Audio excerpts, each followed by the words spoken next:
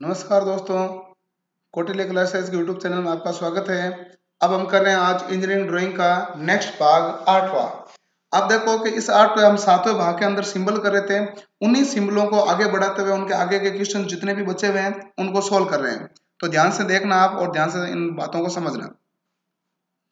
तो सबसे पहला प्रश्न आएगा हमारे पास, इसमें जो इलेक्ट्रिक परिपथ रेखा चित्र में इस प्रतीक के नाम को पहचानिए। तो इस प्रतीक के नाम को पहचानिए, ये हमारे पास क्वेश्चन है। तो इन क्वेश्चनों को ध्यान से देखो कि ये जो आपको दिया गया सिंबल है, पूछा गया है कि ये जो सिंबल है वो किसका सिंबल है। पहला है कि गतिशील लोहे यंत्र का है सिंबल है। दूसरा आपको कह रहा है कम्यूटेटर के ऊपर ब्रश का है। तीसरा स्लिप रिंग के ऊपर ब्रश का। तो आंसर क्या हो जाएगा कि स्लिप रिंग के ऊपर ब्रश का। ये सिंबल किसका है भाई? स्लिप रिंग के ऊपर ब्रश का है। नेक्स्ट हमारे पास अगला क्वेश्चन है, चित्र में दिखाए गए सर्किट डायग्राम में प्रयुक्त चिन्ह का नाम बताइए। इलेक्ट्रिकल चिन्ह है। ये जो आपका सिंबल है ये हमारे पास सिंबल होता है बेल का, यानी कि घंटी का, बेल का है।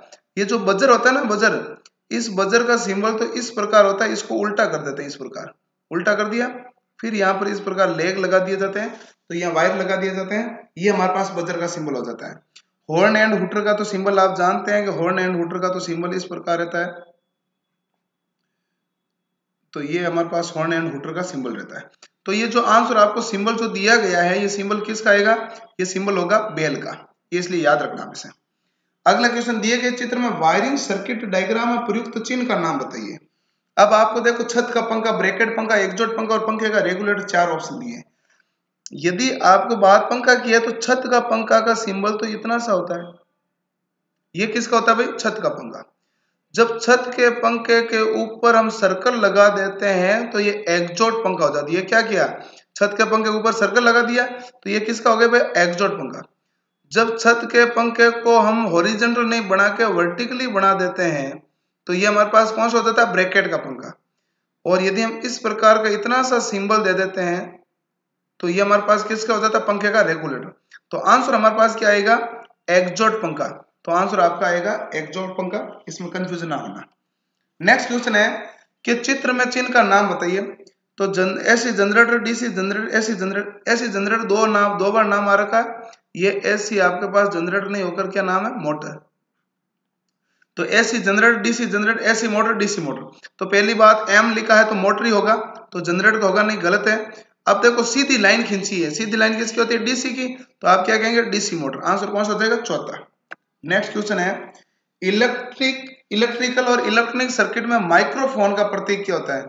जो माइक्रोफोन होता है उसका प्रतीक हमारे पास एम नाम से रहता है, इस प्रकार यहाँ पर दर्शाया नहीं गया। ये जो भाग है बी ऑप्शन, ये तो हेडफोन का होता है। सी ऑप्शन होता है वो आपके हॉर्न एंड हुटर का होता है। नेक्स्ट है, चित्र में दिखाए गए प्रदर्शित क्या करता है? ट्रांसफर मल्टीपल सेकेंडरी है, या टेप्ड सेकेंडरी है, या ट्यून्ड ट्रांसफॉर्मर है। तो अब आपको इसमें आंसर देना है। तो चित्र में दिखाया गया चिन्ह देखो, चित्र में ये तो प्राथमिक का है, ये सेकेंडरी का। सेकेंडरी के बीच में आपने क्या कर दी थी? ये टेप कर दी। तो इसका मतलब ये मल्टीपल सेकेंडरी है। यहाँ पर दो, या कोई एक कनेक्शन में यहाँ कर सकता हूँ, एक कनेक्शन में यहाँ कर सकता हूँ। तो ये कौन सा हो गया भाई? Multiple secondary. तो ट्रांसफर मल्टीपल सेकेंडरी। नेक्स्ट अगला है, चित्र में रेखा चित्र में कौन से स्विच का प्रतीक है? ये जो आपको रेखा चित्र दर्शाया गया है ये कौन सा स्विच है? Single way switch, ICDP, DPDT, या इंटरमीडिएट? इस स्विच को हम कहते हैं इंटरमीडिएट। ये जो सिंबल आपको ये दर्शाया गया है ये इंटरमीडिएट स्विच का प्रतीक है। नेक्स्ट क्वेश्चन है, निम्न बीआईएस प्रतीकों में रिसीविंग या ग्राही एंटीना का प्रतीक कौन सा है? रिसीविंग या ग्राही एंटीना। ये जो देखो आप इस एंटीना को ध्यान से समझना है कि आपको जो सबसे पहला ऑप्शन जो आपको दे रहा है ए ऑप्शन, इस ए ऑप्शन को आप ध्यान से समझोगे तो ये तो आपका ए ऑप्शन है, ये है बजर का। दूसरा है हमारे पास पंखे का। तीसरा है एकल मार्ग द्विपोल स्विच का, ये डी ऑप्शन। और ये जो हमारे पास रिसीविंग या ग्राही, ट्रांसमिटिंग एंड रिसीविंग एंटीना का है, तो आंसर हमारे पास कौन सा आएगा? सी। सी है रिसीविंग या ग्राही एंटीना का। नेक्स्ट है अगला क्वेश्चन, निम्न में से कौन सा डिजिटल प्रतीक नॉर गेट का डिजिटल प्रतीक है? तो देखो जो पहला ऑप्शन है ये हमारे पास होता है गेट नॉट गेट। दूसरा ऑप्शन जो आपको दे रखा है ये गेट हमारे पास होता है एंड गेट। तीसरा जो दे रखा है ये होता है नॉर गेट और चौथा दे रखा है वो हमारे पास होता है और गेट। तो आपको पूछा है कौन सा भाई? Nor gate. नॉर गेट पूछा तो आप आंसर करेंगे सी। इसी प्रकार यदि मान लो आपको कोई और ऑप्शन देता है नेंड गेट क्या है, तो आप कहते हैं नेंड गेट आपका ये सिंबल हो जाता है, यानी कि एंड का आगे क्या लगा देते हैं? बबल। तो ये किसका हो जाता है? नेंड का। यदि आपको सिंबल देके ये पूछ लिया जाए कि ये जो सिंबल है ये सिंबल किसका है गेट में, तो ये आप कहेंगे ये है हमारे पास एक्स और गेट। कौन सा गेट आ जाएगा? एक्स और गेट का। तो ये ध्यान रखना आप। नेक्स्ट अगला क्वेश्चन है, औद्योगिक मापन में काम आने वाले उप यंत्रों की स्केल पर शुद्धता की श्रेणी का मान अंकित होता है। कितना मान अंकित होता है? इसमें शुद्धता की श्रेणी का जो मान अंकित होता है वो 1 होता है। आंसर हमारे पास क्या जाएगा? चौथा। नेक्स्ट अगला क्वेश्चन है कि निम्न परिपथ में आइसोलेटर का कौन सा संकेत है? जो आइसोलेटर है, आइसोलेटर का संकेत हमारे पास आएगा ए ऑप्शन, आइसोलेटर का संकेत है। नेक्स्ट है, प्रचालन समय विलंब से बनने वाला संपर्क संकेत कौन सा है?